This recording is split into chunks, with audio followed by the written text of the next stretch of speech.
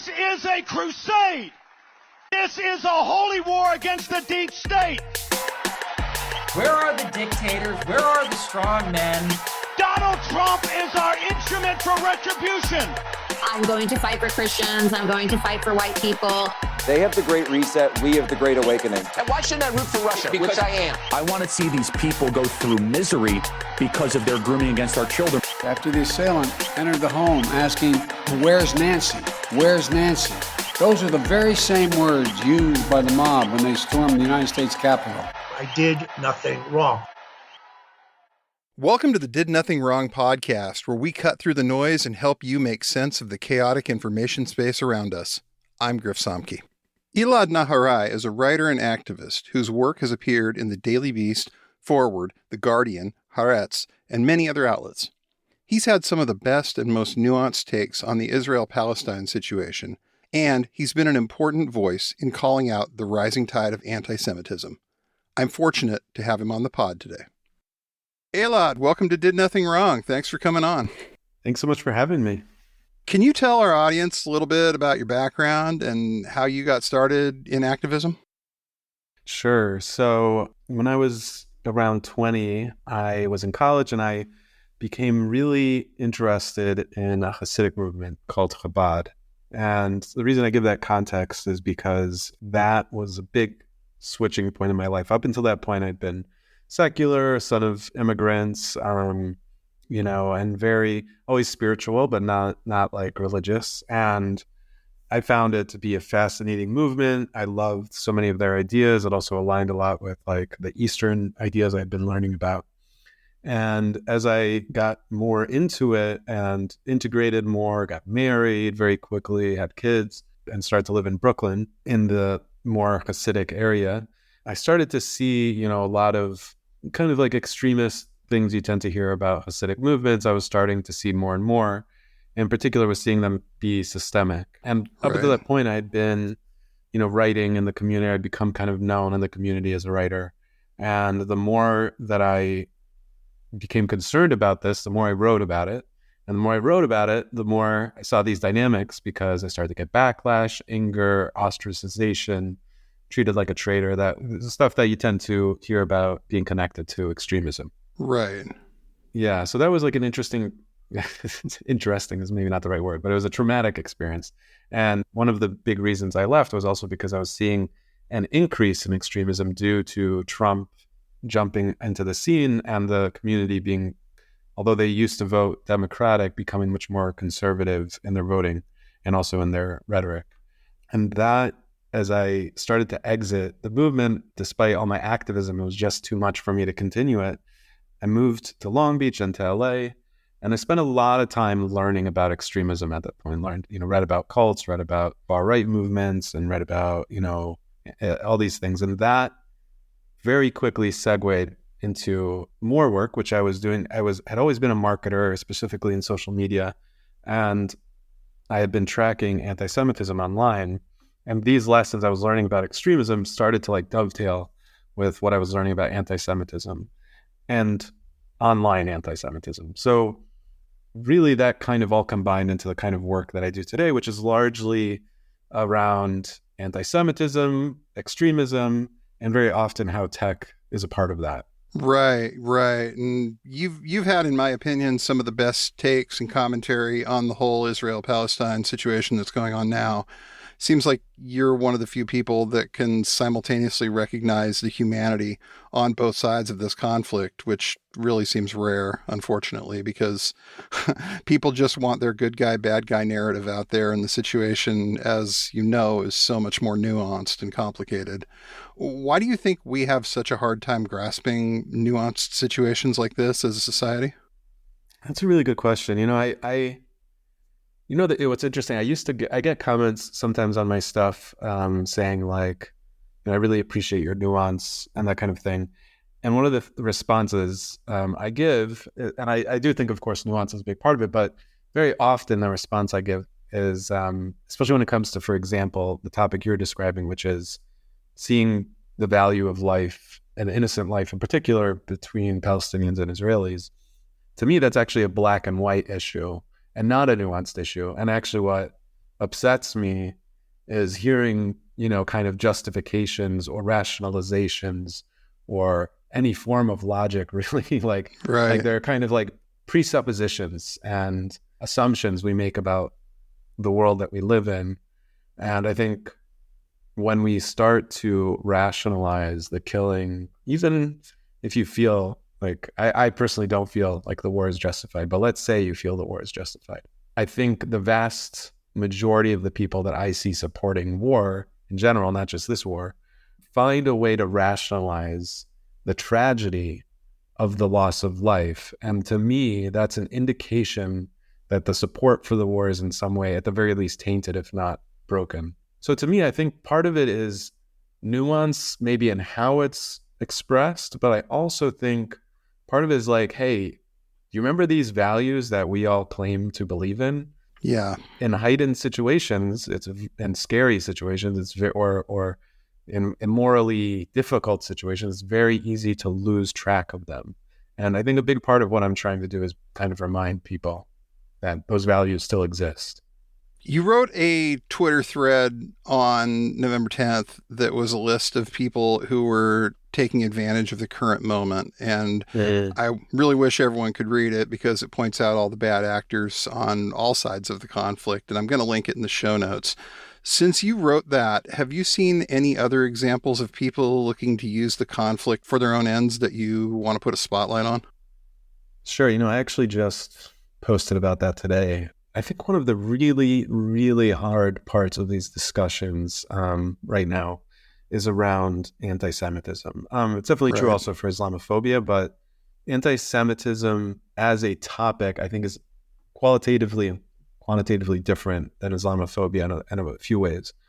I think one of the big ways is that anti-Semitism, unlike Islamophobia, in theory is a bipartisan toxic topic, whereas transphobia, racism, Islamophobia, misogyny, I could go on and on, are largely polarized, right? Like anti-Semitism for a long time, and it's starting to change, but for a long time was, very taboo, at least overt anti-Semitism. So I think that's in theory a good thing. In practice, of course it's good no matter what, but in practice what it also means is that it becomes a very effective tool and weapon to wield against people that you want to hurt. Right. And so right now is a really difficult time because there is very real anti-Semitism happening on the left, very real anti-Semitism happening among anti-Israel people, whatever denomination or whatever political affiliation they have. But there is also a very real system to amplify and distort the anti-Semitism that exists and to make it seem essentially, number one, zero-sum, as if the existential danger exists solely on the left and that the left is defined by widespread anti-Semitism, is irredeemable, and is an existential danger. So these things are like the big messages we're hearing about the left these days. Right. And those messages are being spread purposefully and inorganically, meaning there is a group of powerful people who, and also just people vested in this topic, who really want to shift the dynamic away from the right and also to shift, and depending on who it is, also use it to support Israel. And especially becomes more and more true as the topic of Israel itself becomes polarized between left and right. You wrote a great piece about that, actually, and I was going to ask you about that. You made some absolutely fascinating connections about this that a lot of people don't necessarily make. And one of these is the article you wrote for the Daily Beast in March of 2022 entitled "The Right's Selective Outrage on Anti-Semitism is a Scam," where you observed that pretty much anything you wrote calling out anti-Semitism on the left seems to have tripped that right-wing propaganda machine that amplifies it and boosts it, whereas when you criticized this on the right, you didn't get that same level of amplification. And it led you to realize that the right-wing media complex had far more reach and power to drive some of these narratives than most people realize. Do you think that as a society, as a people, we're any closer to being able to see these tactics for what they are? I do. There's also an overcorrection that happens, especially around Israel, where it becomes like, well, anytime I talk about Israel, I'm critical of Israel. It's not possible for me to be anti-Semitic as long as I don't name Jews, which is just nonsense. I mean, anytime we talk about Soros, conspiracy theories, or we talk about, any dog whistle, great replacement, all these things, all these topics are essentially like, until they're very overt, they use code words. They're not overt. Right. And plenty of people believe in them, but don't think they're anti-Semitic. So... Right. The whole globalists thing. We're not really talking about the Jews when you say that. We're talking about the globalists. Okay. Mm-hmm. Right. And the truth is, a lot of the audience like Fox News thinks that, but they're still believing in an anti-Semitic conspiracy theory. So that's true about Israel as well. It's just not as, again, it has to do with amplification more than, and focus and judgment than it does with the larger judgments about the left. So that's something that's really important to keep in mind. So the truth is that there is this element that is like an overcorrection. On the other hand, you're absolutely right. I think it's very good that people are catching on. I do believe that they are. I do believe that, there was kind of this both sides complex that was not just specific to anti-Semitism, but was a larger topic that I think really, really detracted from our, really like helped elevate Trump, helped justify a lot of the racism and anti-Semitism we were seeing.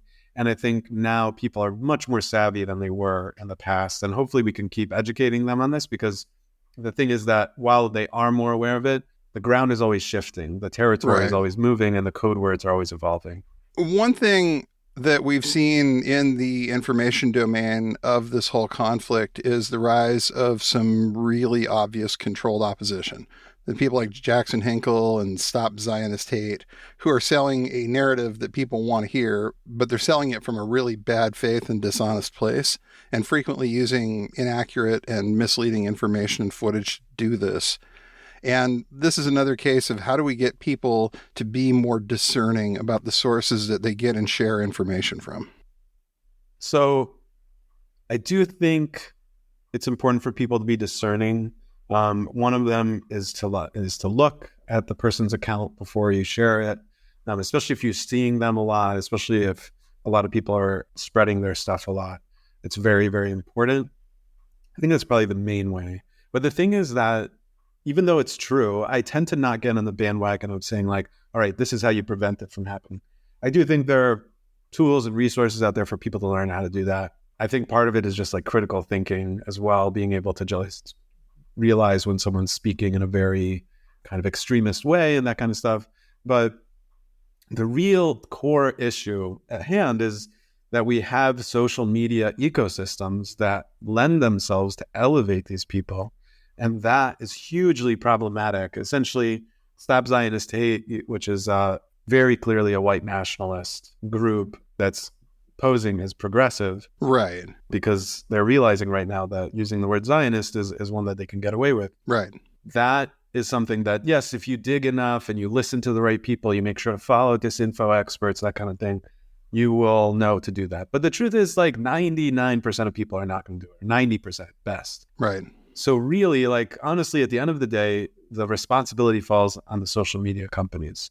They need to be able to filter these people out. This account would never have been able to launch and have such success if it wasn't connected to Lucas Gage, to Hinkle, as you mentioned, and some others.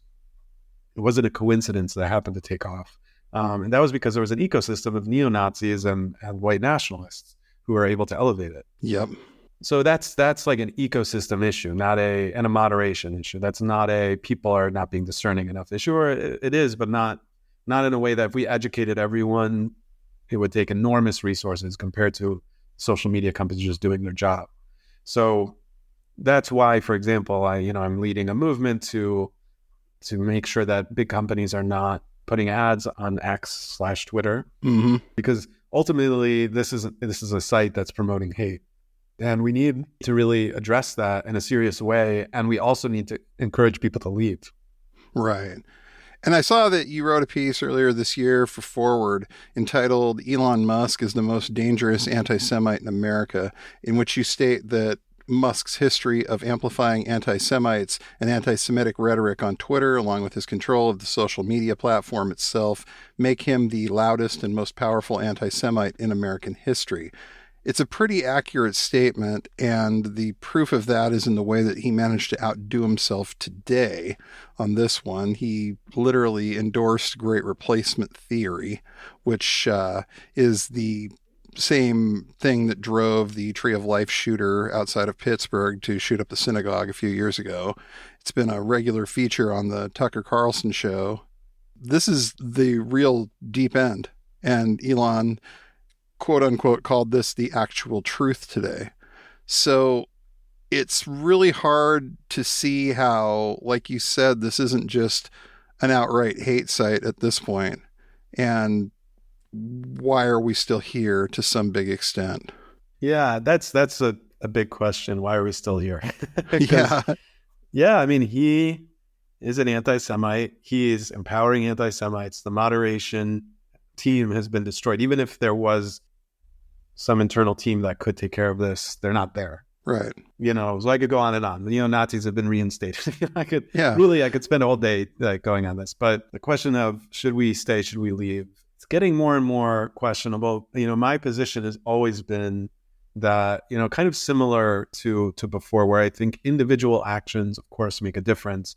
But I think the macro approach, in my mind, is much more effective, meaning groups of motivated leaders and others joining together to put pressure in ways that will have more of an effect than just people leaving. So point being, if you get people to leave, that's one of the ways that's effective is not that they're losing users. The real issue there is that they're losing revenue, because the more people leave, the fewer people are clicking on an ad, and thus the fewer people are bringing in revenue for the company. This is how, of course, so many social media companies make money. In theory, Twitter is trying to make money from subscriptions, but the vast, vast majority of their revenue comes from ads. Right. So my belief has always been, or at least for me, I don't necessarily suggest this to everyone. For me personally, and for other people who care about this, it's like, let's scream really loudly on Twitter how dangerous it is, how dangerous Elon Musk is, and put pressure on advertisers to drop them. It's becoming more difficult to justify not staying on the site. I think it's becoming kind of like a moral and internal moral decision someone has to make, like how long am I going to be here? I think it's in particular important for journalists and media companies, other people that are considered sources of truth, to think about this. The reason being that if they stay on the site, they essentially are sending a message that this site is useful for discerning information. And at the end of the day, besides being a hate site, the site is a disinformation site.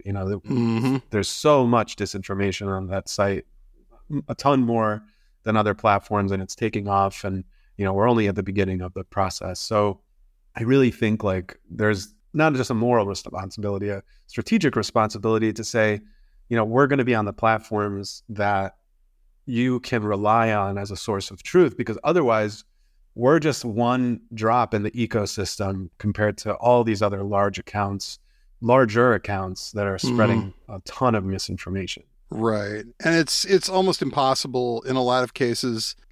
I've done this for a while, but this particular information environment we're in right now, it's almost impossible to tell what's real and what isn't. And we've talked to some of the fact checkers, people like Cheyenne from BBC Verify, and they're just overwhelmed. Right now, they're just up to it every single day. They can't get ahead of any of this stuff. We've got people repurposing footage from, Syria in 2012, passing it off as current day footage of Gaza, getting thousands upon thousands of retweets and likes on this and getting paid for it.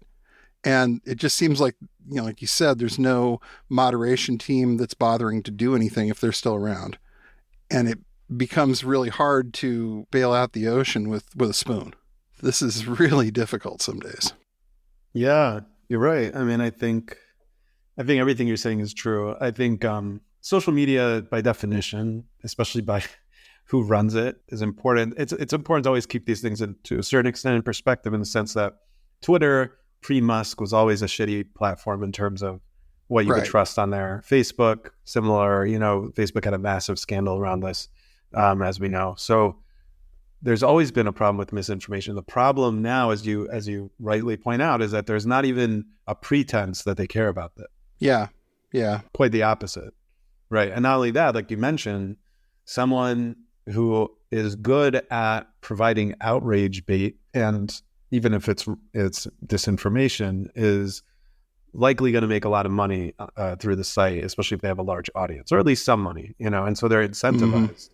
And so outrage is far more incentivized. Again, this is a common issue in social media, but essentially what Musk is doing is amplifying these problems instead of lessening them. And I think, we're seeing the results of that now. We're seeing the results of that during the war. And, I think anyone who's paying attention to this is very concerned about what's going to happen during the election. Oh yeah, the next year of this is just going to get uglier and uglier. I think it's terrifying to think of what the election season is going to be like. I mean, it was bad enough last time. Yeah. And, Elon didn't own the platform then. Exactly. So I find myself kind of thinking, oh boy, this is just, you ain't seen nothing yet. Yeah, I mean, it's really interesting because I think the important thing to remember about these, it's sad, it's difficult, and it's scary and all these things, but fascists don't give up right away. And what we're seeing now, in addition to us becoming more savvy and Democrats and all these things, fascists are also evolving, and they're really, really spending a lot of energy making sure that they succeed. Yeah, some of the same fascists who were out there in 2016 and in 2020 are now doing some of the same stuff. One guy in particular who was an absolute Nazi is now claiming to be pro-Israeli. And it's really, really fascinating to watch because you start to realize this guy's about chaos. Yeah. It's not about trying to make anything else happen. It's about, let's see if we can make people mad. Let's see if we can make things worse. And the platform itself, with the way Musk has it set up now, just absolutely lends itself to that. One thing also, I mean, you mentioned that fascists tend to be incredibly persistent. They have more of a long game, it seems, a lot of the time, and they don't mind putting a lot of work into it to make it happen in 5 years or 10 years or 40 years, like we just saw with the Supreme Court not too long ago. You had a piece that you wrote called "The Enemy is Authoritarianism." And you talk about how both sides in the conflict between Israel and Palestine are essentially authoritarian. The current Israeli government under Netanyahu is best described as authoritarian, and Hamas is absolutely an authoritarian trip. And you break down the stakes and the sides pretty well, and it's something we've tried to do our best to cover on this side of things as well. Why are we seeing such a global rise in the amount of authoritarianism, do you think? Oh boy, that's a big one. Honestly, I think that, as others have pointed out, I think free societies, or at least freer societies, have been, to a certain extent, exceptions in human history.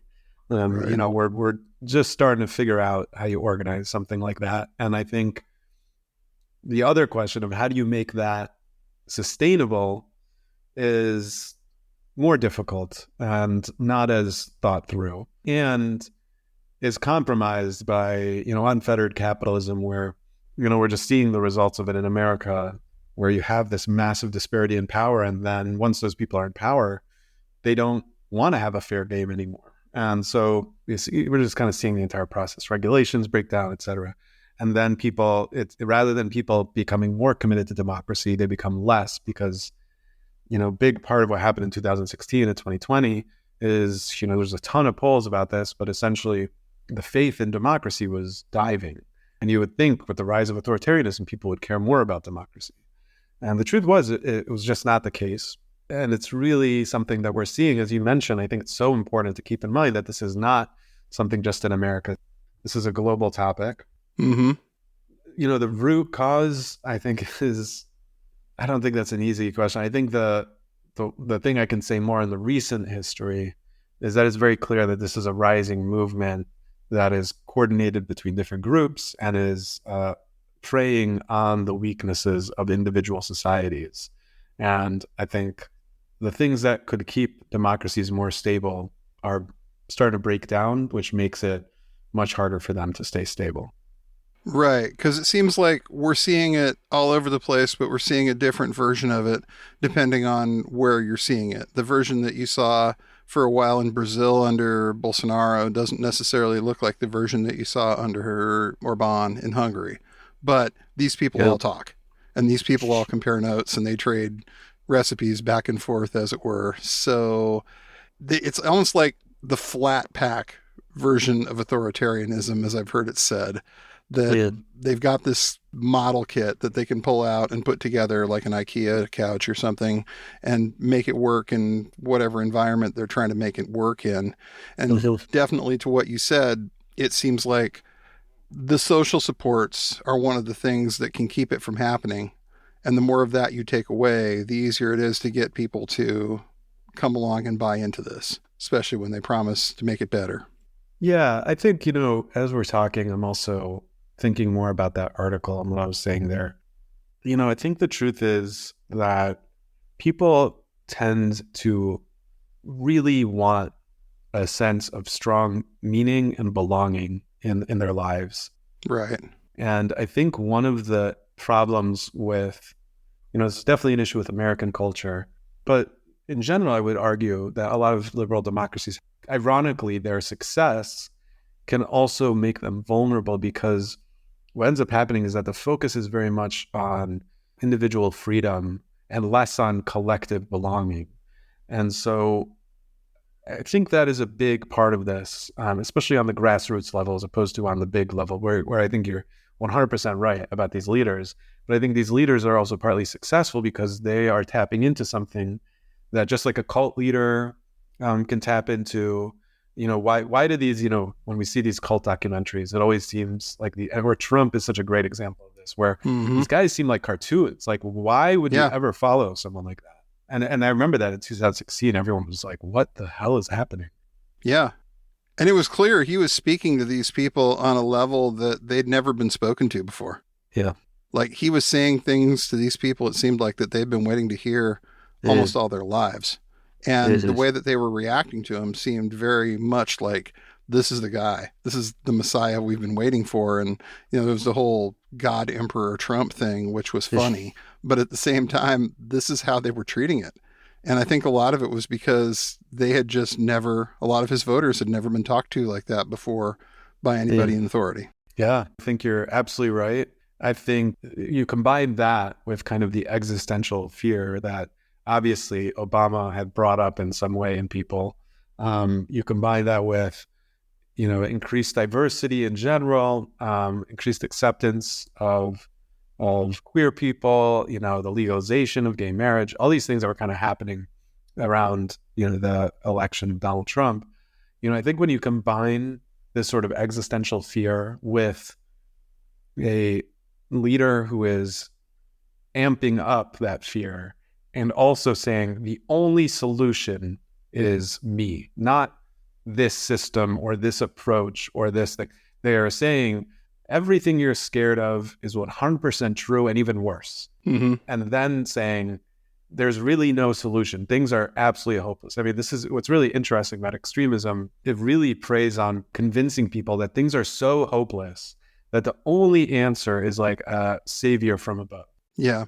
I think Donald Trump was a genius at doing this. I think, unfortunately, people see him as stupid. I mean, he's dumb in some ways, but he's a genius in other ways. And I think in manipulating people, definitely on a mass level, he was extremely effective. And you see this with other authoritarians. You see it in Israel, where the existential fear of Palestinians becomes a useful tool.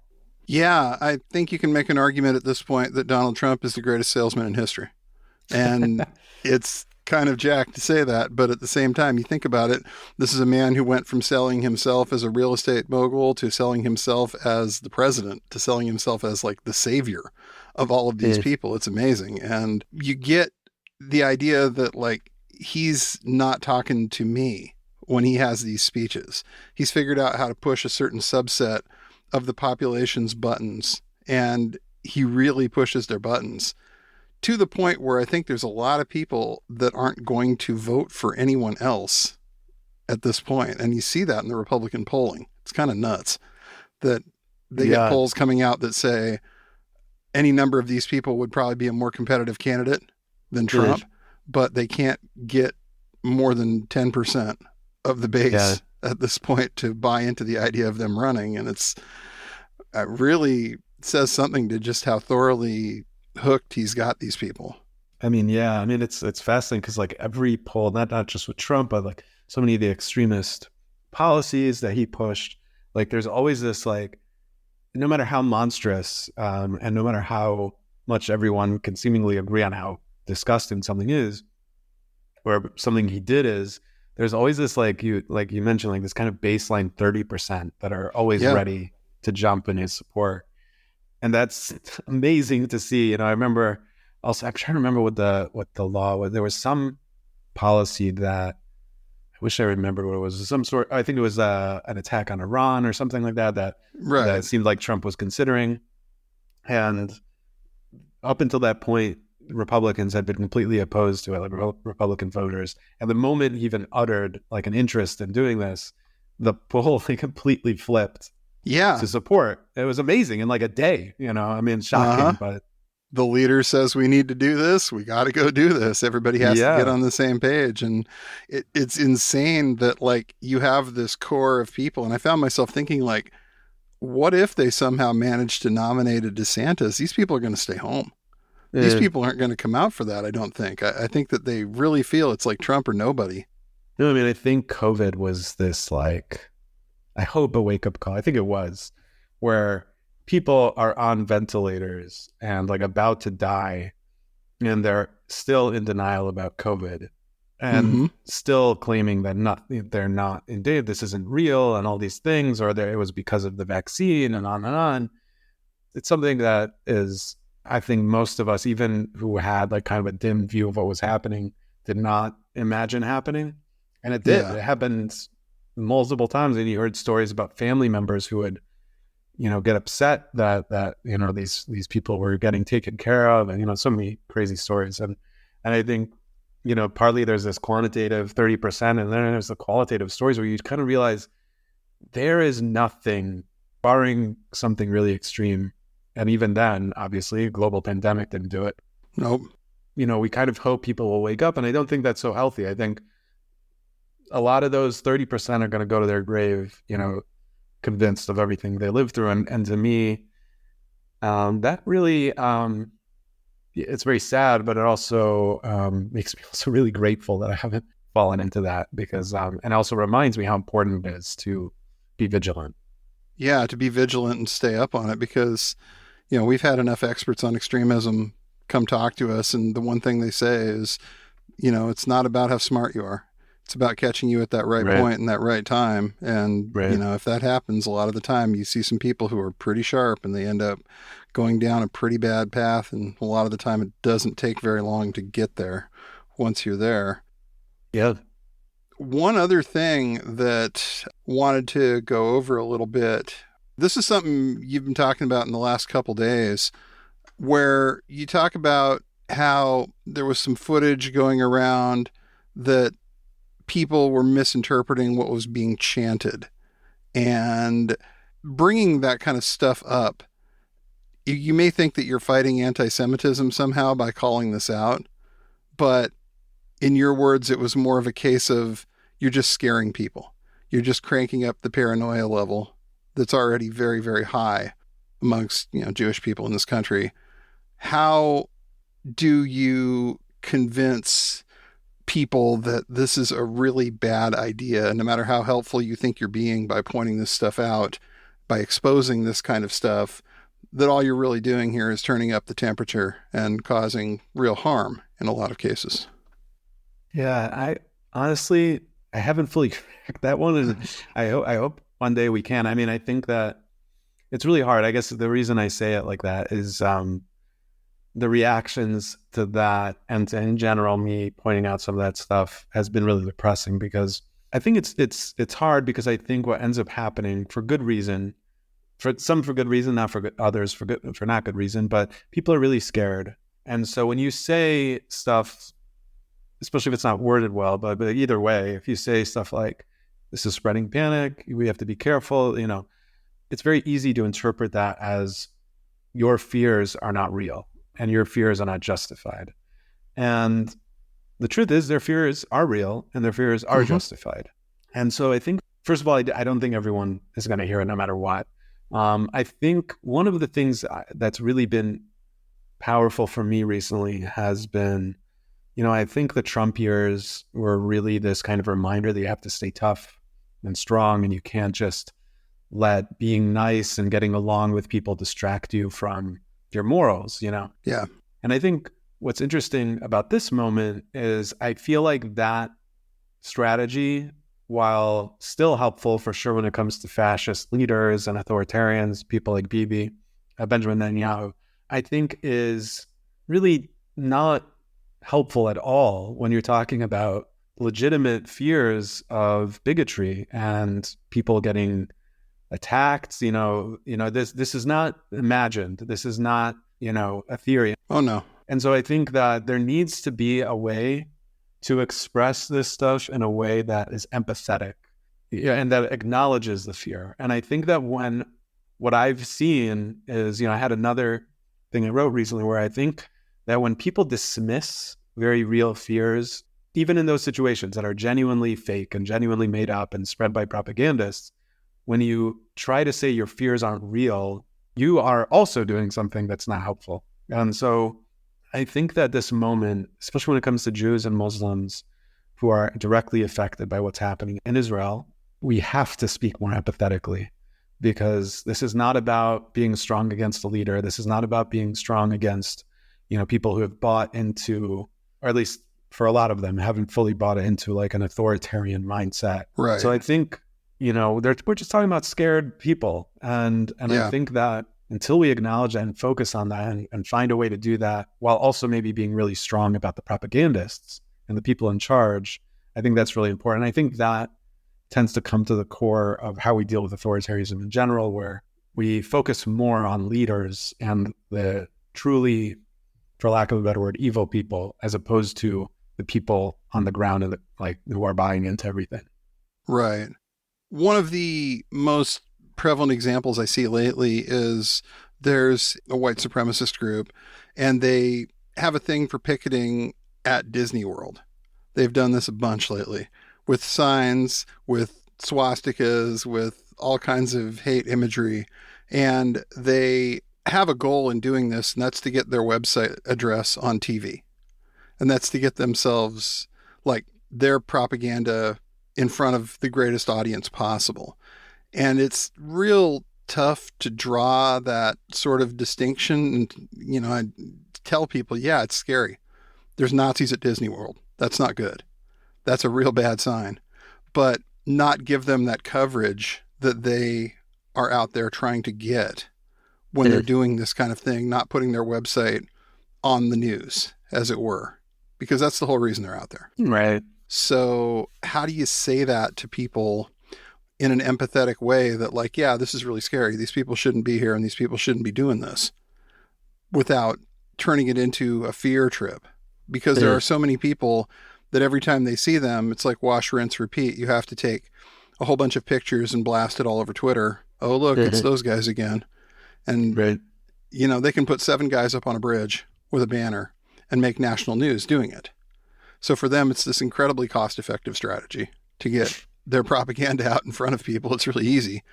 So I'm there with you, looking for a way to make people feel heard that, yeah, this is bad and this shouldn't be happening, but don't give them what they want. Don't give them that sense of we went out there and we accomplished what we want. And getting really upset and freaking out about it is definitely more likely to give them what they want on this subject. Yeah, and I think also what's hard about it is there has to be a calculation made at some point where we're kind of balancing what is the gain of not addressing it versus the gain of addressing it, right? Because I think when the hatred becomes widespread enough, then we're no longer at the stage of we can't amplify them. We're at the stage of, okay, they're so big that me talking about it is not going to change it. What I can do as someone who's commenting on this is to educate people about it and help arm them in some way ideologically. And so I think that calculation needs to be made. And then, I think there's been, obviously there's so many discussions about how to do this, but I think one of the other things is also like, especially around, let's say, the examples you give, is I think there are a few things that can be done that do talk about it. I do think, especially when it's more widespread, especially when there are leaders allowing it to happen, it needs to be discussed in some way. So I would say always contextualizing it, always pointing out, here are the problems, here's why like everything you're describing, I think is really important. And also even noting like, don't just amplify them without comment. Like there needs to be some sort of context you're bringing to this that explains it. Because I think that can be useful and helpful. And also, yes, spreads the word about them, but also helps minimize the danger of that. Mm-hmm. We're just at this point of rising white nationalism, neo-Nazism, all these things. These are real things. So I think that is really important. And I think then calling out again, I would emphasize the need to not just focus on these random psychopaths, but on the leaders who empower them. And that has a lot to do with Republicans, right, influencers, and go on and on.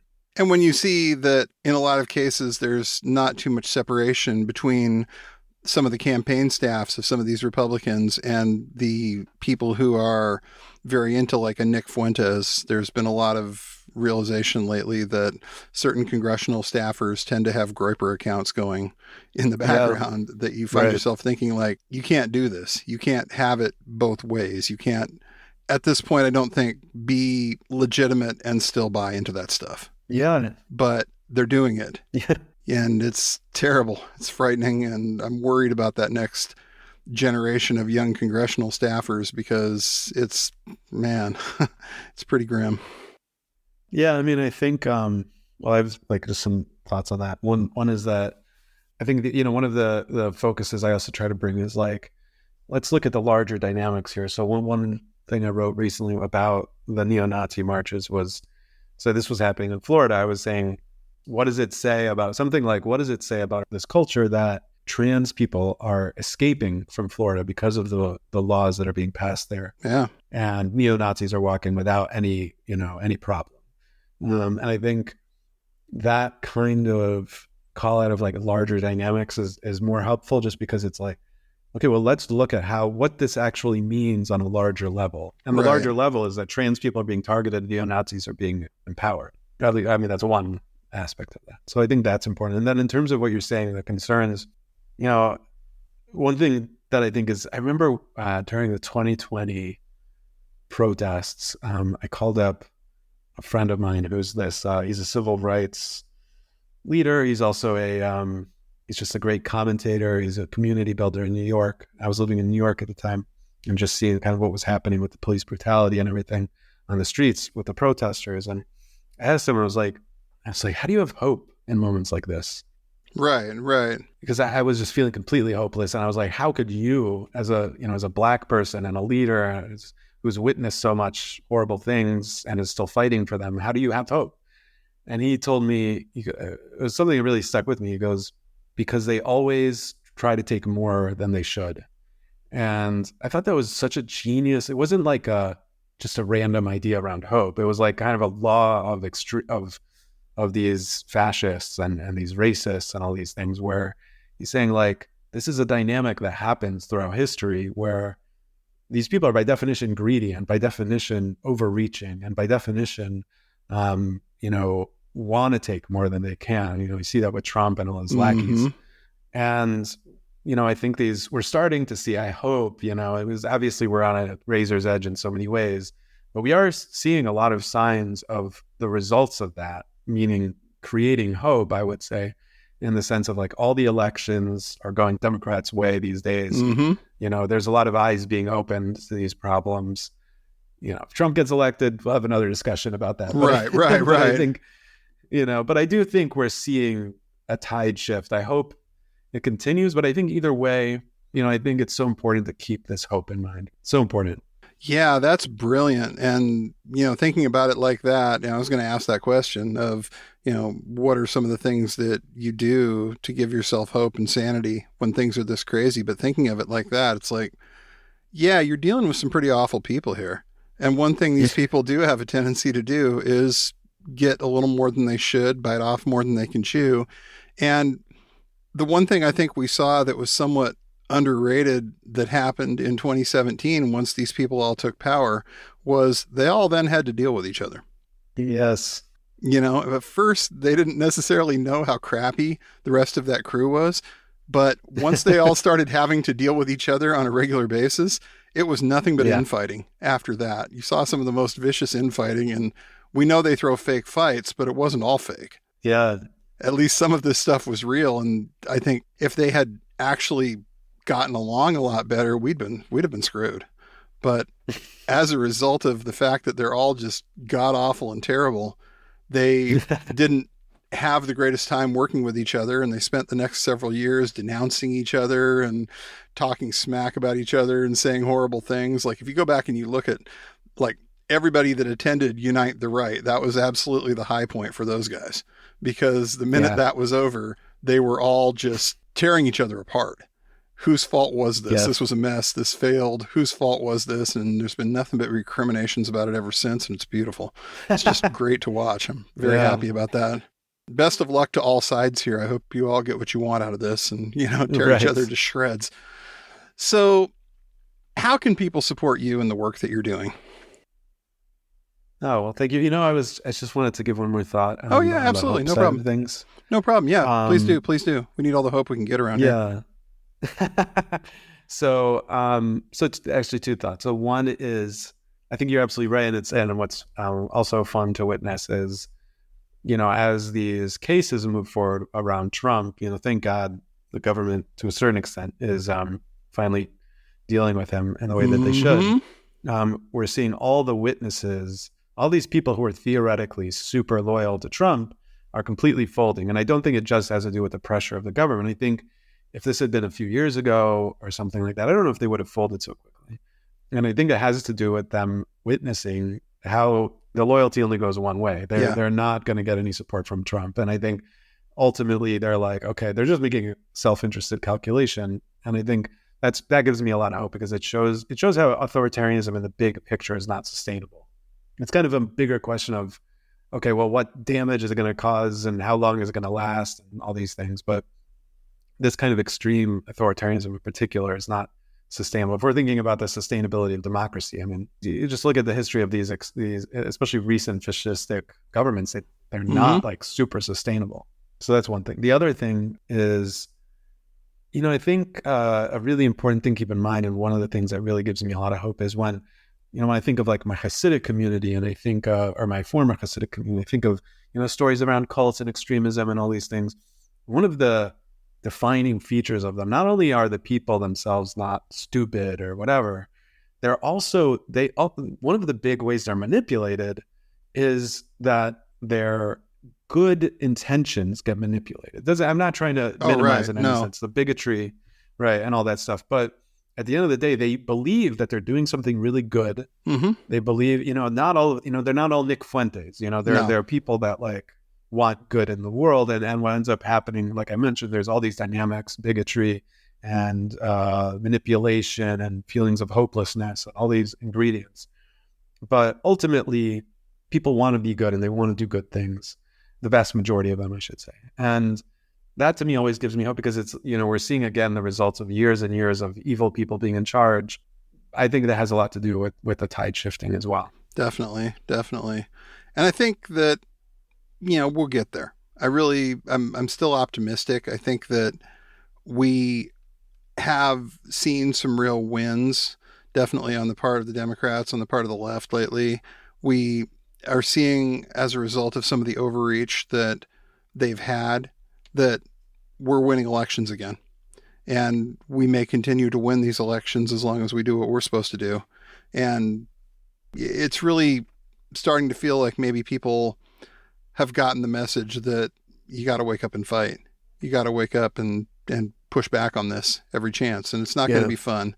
And it's not going to happen in, 2-year cycles. They've had a lot of years to build some of this stuff where nobody was pushing back all that hard outside of a few people in marginalized communities. And now it's like everybody gets it that, hey, guess what? It's going to be all of us eventually. So Right. we got to get fighting. Yeah, I think it's very unfortunate that it took something like losing the right to abortion for that to wake people up. But it did, I'm sad that it took that. I don't think it needed to be that. And hopefully it won't be even worse, and hopefully we'll like you're saying, this snowball will continue. So how can people support you in the work that you're doing? All right. So, right now I think I've been recovering a lot, like I mentioned, from this trauma and different things. The good news is my writing is really getting back into shape. And so one of the best ways I would love, for people to read my writing through my Substack in particular, eladnehorai.substack.com. And you can follow me on platforms, Twitter, Instagram, Blue Sky. Basically all of them are Elad Nehorai. So, okay. Yeah, I would love to be in touch with anyone that's interested in this. Definitely. We'll definitely put some links in there for that. So, Elad, thank you. I really appreciate your time today. Thank you for taking the time to talk to me and go over some of this stuff. Your writing is wonderful. Keep doing what you do because it's really, really needed at this point in the game. We absolutely need your voice. So please stick with it. Thank you so much. I'm honored. No problem. You have a great rest of your day, okay? You too. Thanks for listening to the Did Nothing Wrong podcast. If you want to hear more, you can find us on the web at didnothingwrongpod.com. Please make sure you subscribe to get our content straight into your inbox. You can also follow us on Twitter at James, the word 4, and the letter M, all one word, and GrizaBJJ, GRZABJJ, as well as DNW Pod. We're extremely grateful for paid subscriptions and donations that allow us to keep doing this important work. Thanks, and remember, everyone mentioned did nothing wrong.